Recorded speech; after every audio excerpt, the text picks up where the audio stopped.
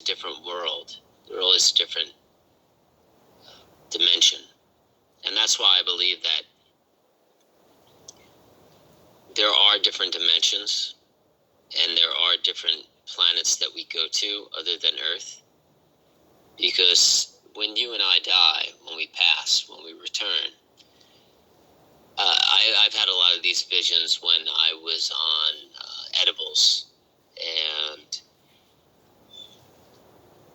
they are very true.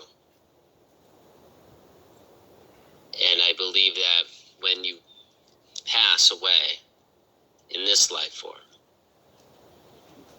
especially now, since it will be very difficult to come back here because we will most likely not have an Earth anymore by the time it's time for us to come back, unless we come back in the past, which is, I don't know if that's possible. So we'll go up to wherever we go after we're done with this life. And the more present we are, the more connected we are to creation, the more time we'll be able to spend in that other realm with creation, existence. People call it heaven, right? People call it heaven. But I just call it spending time with creation. Because the more present you are on this earth during your physical form, your physical life,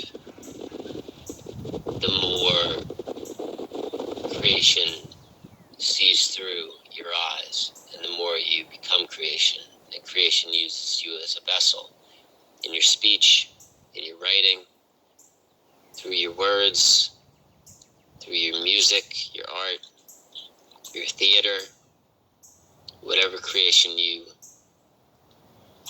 are performing at the time. And he or she or it or whatever it is knows that, because it's with you as you are.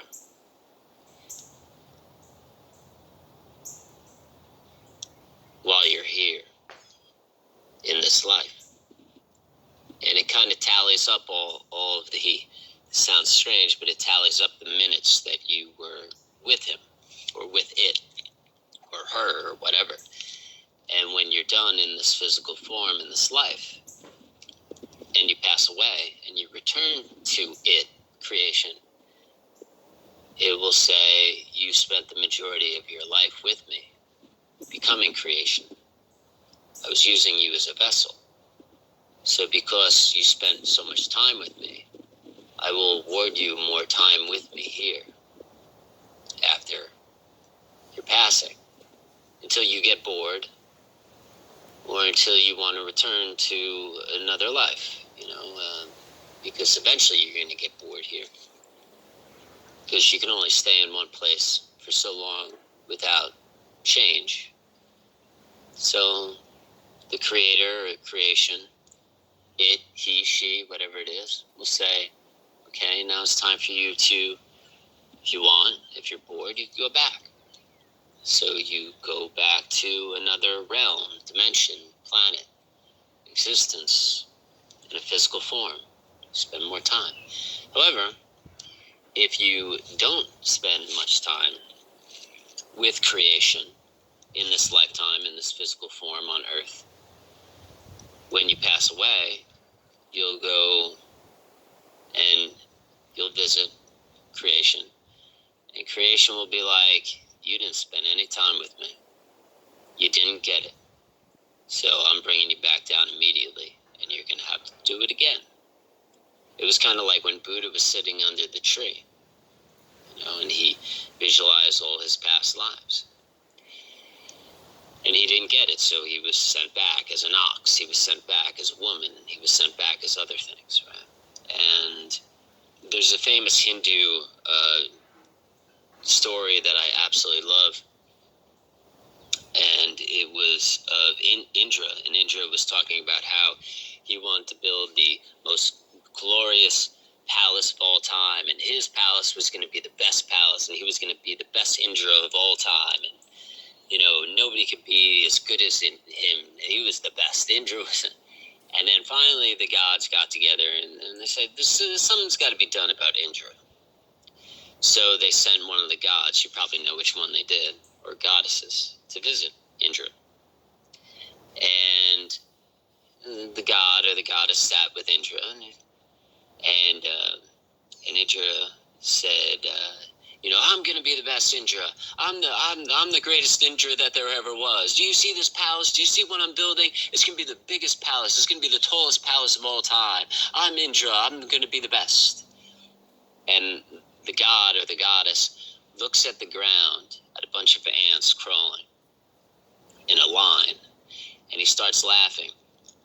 And Indra's like, what are you laughing at? What are you laughing about? And he looks at the ants, and he says, Indra's, every last one of them.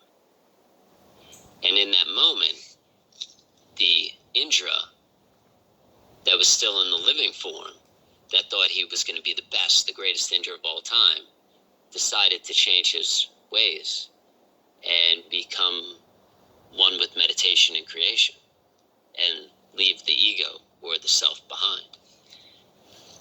I absolutely love that. I think about that quite a bit, whenever I'm looking at ants. Sometimes I say Indra's, every last one of them.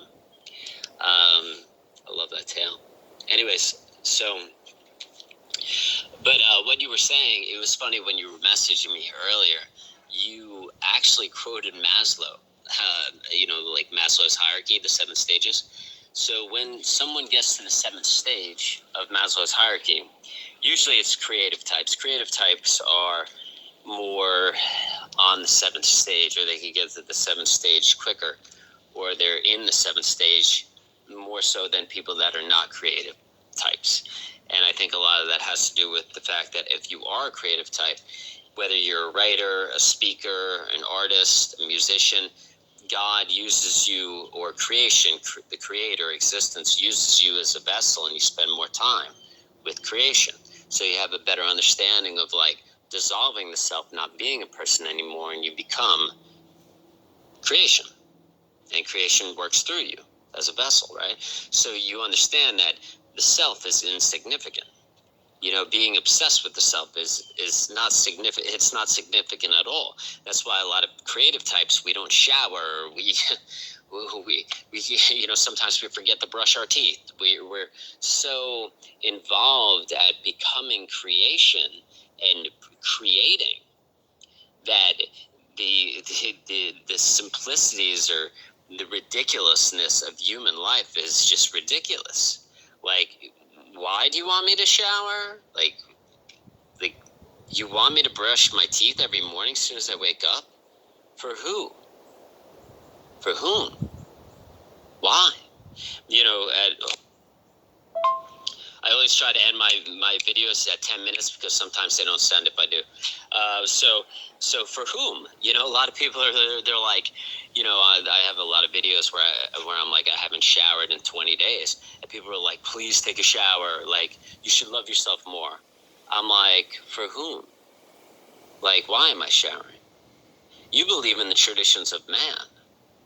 That's why you believe that you need to shower every day. And if you don't love yourself. Who the hell taught you that? That's a human concept. Do you think people throughout history showered every freaking day? Hell no, they didn't. Sometimes they didn't shower for 2 weeks. The Native Americans, sometimes they only showered once a year because it wasn't drained into their system. It wasn't drilled into their system that that's what they needed to be, or that's who they had to be, because there was no, commercial saying that you need to buy this soap, and if you smell better, you're going to get this better looking woman or better looking man, or, buy this cologne. There was none of that shit. Because at the end of the day, that's what it is. It's just shit. It's companies and corporations trying to train you to be a certain way so they can make money off of you. So when people leave me those messages you should love yourself more, why haven't you showered in 20 days? I'm like, you don't get it. And you probably never will. Because you've been trained by man, and I haven't. I haven't allowed man to train me the ways you have. You know, when I was 15 and 16, I was creating artwork that had everything to do with that. The artwork that I created was very much so against society and corporations and companies, and how man was trying to train humans, and how the only way to live a fulfilling life is to separate yourself from like the traditions of man and what man was creating and what man was trying to sell you, right? And that's the only way to live a fulfilling life, right? So people that are more creative, like you and I, people like, you know, anybody that we talk about, any of the famous writers, any of the famous artists, right? We have this ability to detach from the self, right? And no longer be the self, to dissolve the self, to no longer be a human, right? So we could separate ourselves from the human race so we don't have to follow the traditions of man, because we don't believe in the traditions of man. And in doing so, creation comes through us more, because creation believes the way we do, right? Because man works against creation, right? Corporations, companies, those kind of things, they are anti-creation because they believe in greed and power and money and all the things that take you away from the spell of creation or being with creation, because they're anti-creation, they're against creation, right?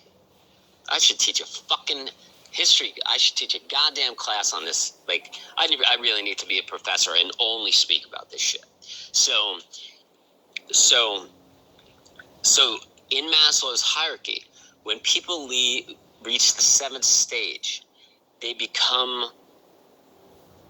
mostly creative types, right? They're called Z people, right? You should really research Z people. You would geek out on it because it's exactly what you were just talking about, right? Z people, they have this ability to fall in love with life and have these beautiful, amazing days. But then, all right, then they reach this level of severe depression, or they see the fact that like life is meaningless, or like what's the point, or they reach they see the tragedies of life, right? And Maslow realized this when he was studying, and the book was called The Outsiders, or The Outsider. And it was written by, I'll have to research it for you. But the whole book was about how this man, he was studying these romanticists from the 19th century. And all of them wrote down in their journals, or they wrote in books about how magnificent life was and how beautiful and elegant life was, right? And then all of a sudden, like 2 days later, they were writing in the same journal or the same book about how depressing life was and how life was meaningless, right? Or sometimes they even committed suicide. So the man who wrote The Outsider, I'll have to figure it out for you. I'll send it to you. Fascinating human. I've listened to so many of his interviews, and he actually worked with Maslow to figure this out. Him and Maslow became good friends to figure out what the hell these people were. And that's when they discovered Z people from the man's work on the book The Outsider and Maslow's work. After they combined forces, they discovered Z people, right? And what Z people are those people that are just like the 19th century romantics, where 1 hour they think life is beautiful and they're enlightened and they could see a leaf on the ground and they feel like they're connected to it and life is amazing and abundant. And then an hour later they want to commit suicide. And Maslow and the man who wrote The Outsider were like, who the heck, what the fuck is going on with these people? Because nobody else is like this. Not to this level, not to this extreme, especially the ones who committed suicide, right? So they try to figure these people out. And they created Z people. And Z people see the beauty in life, but then they also see the tragedies in life. And that is the curse. So that is your curse. That is my curse. And the only way I could get through that curse is to develop something that I listened to in one of the interviews by the man who wrote the book The Outsider. And what it is he talked to Maslow about this because they wanted to find a way to reach the flow state and be in the flow state all the time, so people that were creative types didn't fall into that suicidal depression. And how you do it is you take a pencil, right? And you hold the pencil in front of you and you look at the eraser of that pencil and you concentrate on that eraser and you see nothing but that eraser. And well, I do it with plants. I don't do it with erasers.